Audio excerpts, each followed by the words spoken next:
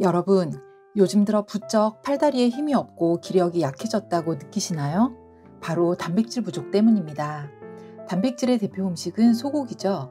하지만 소고기는 가격이 비싸고 씹기 불편해 매일 먹기 힘든 게 사실이죠. 그렇다면 소고기의 대체 음식으로 뭐가 제일 좋을까요?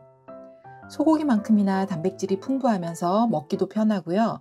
가격도 저렴하면서 우리 몸에 흡수도 잘 되는 단백질 음식은 바로 콩으로 만든 두부와 두유입니다. 두부와 두유를 드시면 우리 몸에 단백질이 충전되고 근육과 활력이 증가하는 것을 느끼실 수 있어요. 과연 단백질이 부족하면 우리 몸에는 어떤 위험 증상이 나타날까요? 5가지 충격적인 증상을 먼저 알려드립니다. 첫 번째는 근감소증 발생입니다. 단백질은 근육을 만드는 핵심 성분이에요. 단백질이 부족하면 근육량이 줄어들고 근력이 약해지면서 걷기나 계단 오르기 같은 일상 활동이 힘들어질 수 있죠. 특히 40대 이후부터는 근육 감소 속도가 급격히 빨라지는데요. 이를 방치하면 노년기에 근감소증으로 이어질 수 있습니다. 두 번째는 면역력 저하입니다. 단백질이 부족하면 백혈구와 항체 생산이 줄어들어 감기나 독감 같은 질병에 쉽게 걸리게 되죠. 뿐만 아니라 감염 이후엔 회복 속도도 느려지고요. 상처가 잘 아물지 않는 경우도 많죠. 특히 노년층이나 어린이 그리고 면역력이 약한 사람들은 단백질을 더욱 충분히 섭취해야 합니다. 세 번째는 탈모와 피부 노화입니다. 피부의 콜라겐과 케라틴도 단백질로 만들어지기 때문에 단백질이 부족하면 피부가 건조해지고 주름이 빨리 생깁니다. 머리카락이 가늘어지고 잘 빠지면서 탈모가 심해질 수 있어요. 손톱이 쉽게 부러지거나 갈라지는 것도 단백질 부족이 원인일 수 있습니다. 만약 피부가 푸석푸석하고 머리카락이 자꾸 빠진다면 단백질 섭취량을 점검해 보세요. 네 번째는 부종, 즉 몸이 붓는 증상이 나타나게 됩니다. 단백질이 부족하면 우리 몸의 수분을 조절하는 기능이 약해져서 손과 발, 얼굴이 잘 붓게 됩니다. 단백질이 부족하면 혈액 내 알부민 수치가 감소하면서 삼투압 조절이 어려워지게 되죠. 결과적으로 체액이 조직 사이로 빠져나가서 부종을 유발하게 되는 것입니다. 아침마다 얼굴이 퉁퉁 붓는다면 단백질 섭취가 부족한 건 아닌지 확인해 보세요. 다섯 번째는 치매 위험 증가입니다. 단백질이 부족하면 기억력과 집중력이 저하된다는 것입니다. 단백질은 뇌의 신경 전달 물질을 만드는 중요한 역할을 합니다. 단백질이 부족하면 기억력과 집중력이 떨어지고 치매 위험이 증가할 수 있어요. 특히 50대 이후에는 단백질 섭취가 부족할 경우 치매 발병 가능성이 높아질 수 있으니 더욱 주의하셔야 합니다. 이와 같은 위험한 증상들을 예방하려면 단백질을 하루에 얼마나 먹어야 할까요? 일반적으로 하루 단백질 요구량은 몸무게 1kg당 단백질 1g입니다. 중년층 이후로는 이보다 20% 더 섭취하길 권장합니다. 중년층 이후 몸무게 70kg일 경우 84g의 단백질을 매일 섭취해야 한다는 것이죠. 그렇다면 어떤 음식을 먹는 게 좋을까요? 단백질을 섭취하기 좋은 음식 3위는 생선입니다. 연어는 100g당 20에서 22g의 단백질이 들어있는 고단백 식품이에요. 생선은 구이나 찜, 조림으로 식사 시에 반찬으로 드시면 좋고요. 조리가 번거로우시다면 참치캔을 드시는 것도 대안이 될 수 있습니다. 100g짜리 작은 참치캔에는 단백질이 20g 정도 들어있다고 합니다. 다만 참치캔을 드실 때에는 기름을 다 따라내고 살코기만 드셔야 한다는 점 잊지 마시고요. 황태포나 노가리, 오징어 등도 훌륭한 단백질 공급원이 될 수 있으니 국이나 반찬, 간식으로 챙겨 드시길 추천드립니다. 생선도 가격이 만만치 않고 손질과 조리가 번거롭다면 더 먹기 간편한 단백질 음식이 있습니다. 2위는 바로 계란이에요. 보통 계란을 완전식품이라고 하죠.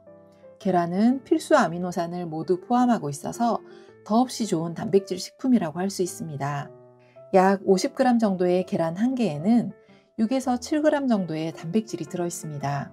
하루에 계란 3개를 드신다면 단백질 20g 정도를 채우실 수 있는 거죠.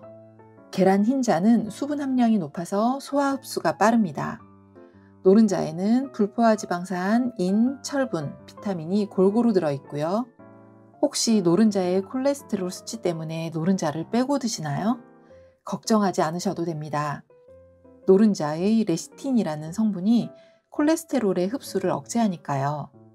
그뿐만 아니라 흰자와 노른자를 같이 드실 경우 흰자의 높은 인슐린 지수와 노른자의 낮은 인슐린 지수가 서로 상쇄되는 효과가 있으니 걱정 마시고 함께 드시면 됩니다. 생선과 계란도 좋지만 오늘 추천드리는 최고의 단백질 식품 1위는 바로 콩류식품 두부와 두유입니다. 두부와 두유의 제일 큰 장점은 저렴한 가격이죠. 또한 구입하기도 매우 쉽습니다. 마트와 편의점 등등 가까운 곳 어디서든 살 수 있어요. 두부와 두유는 식물성 단백질 중에서도 가장 우수한 단백질 공급원입니다. 콩류의 단백질은 아미노산으로 이루어져 있으며 그중 필수 아미노산 9가지는 몸에서 직접 만들지 못하기 때문에 음식으로 섭취해야 합니다. 두부와 두유에는 거의 모든 필수 아미노산이 포함되어 있어 식물성 단백질 중에서도 완전 단백질에 가까운 구조를 가집니다. 두부와 콩은 포화지방이 적고 콜레스테롤이 없다는 것이 특징입니다. 따라서 심혈관 질환 걱정도 없고 다이어트에도 유리하다는 장점이 있죠. 그리고 이소플라본이 풍부해서 갱년기에 나타나는 신체의 변화를 완만하게 하는 데도 도움이 됩니다. 그리고 육류와 달리 콩류에는 식이섬유가 풍부해서 장내 유익균 증식에 도움을 주고 변비 예방 효과도 있습니다. 또한 혈당을 천천히 올려서 당뇨 관리에도 도움이 되죠. 특히 두부와 두유는 콩을 물에 푹 담가서 불렸다가 푹 익힌 다음 갈아서 만들기 때문에 콩 자체보다 소화 흡수가 훨씬 더 잘 된다는 장점도 있죠. 마트에 가면 두부가 종류도 많고 가격도 천차만별이라고요. 그럼 좋은 두부 고르는 법을 알려드릴게요. 첫 번째는 첨가물을 확인하셔야 합니다. 두부를 만드는 과정에서 콩을 끓일 때 발생하는 거품을 빠르게 꺼뜨리기 위해 소포제를 사용하기도 해요. 그리고 콩물의 응고 속도를 조절하기 위해 유화제를 사용하는 제품도 있다고 합니다.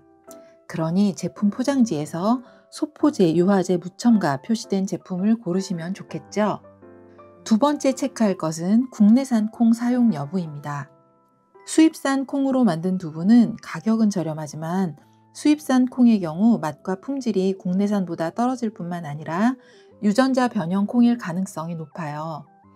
유전자 조작 작물은 아직까지 안정성이 완전하게 입증되지 않았으니 이왕이면 국내산 콩으로 만든 두부를 드시는 게 좋겠죠. 두유도 마찬가지죠. 시중에 정말 다양한 두유가 판매되고 있습니다. 건강한 두유를 고르는 법도 알려드릴게요. 첫 번째, 원액 두유와 고형분 함량을 확인해 주세요. 각 제품의 뒷면을 보시면 원재료와 영양 성분표를 확인하실 수 있는데요.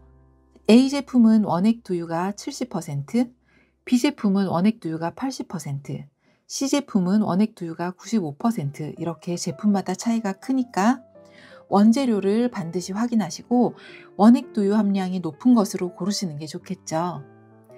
그리고 원액 두유 옆에 고형분 표시 보이시나요? 고형분은 콩물에서 물을 제외한 콩이 차지하는 비율을 말하는데요. 고형분 함량이 높을수록 그만큼 콩물이 진하다는 겁니다. 그러니 원액 두유 함량이 같다면 고형분 함량이 더 높은 제품이 좋겠죠. 그리고 두유도 두부와 마찬가지로 콩의 원산지를 확인하셔서 이왕이면 국산 콩으로 만든 제품을 드시길 추천드립니다. 세 번째 체크할 것은 첨가물입니다. 맛을 내기 위한 설탕이나 부드러운 식감을 위한 식용유, 글리세린, 레시틴 등의 합성 유화제, 잔단검, 아라비아검 등 두유의 점도를 높여주는 증점제 등등 첨가물이 들어있는 제품도 많이 있으니까요.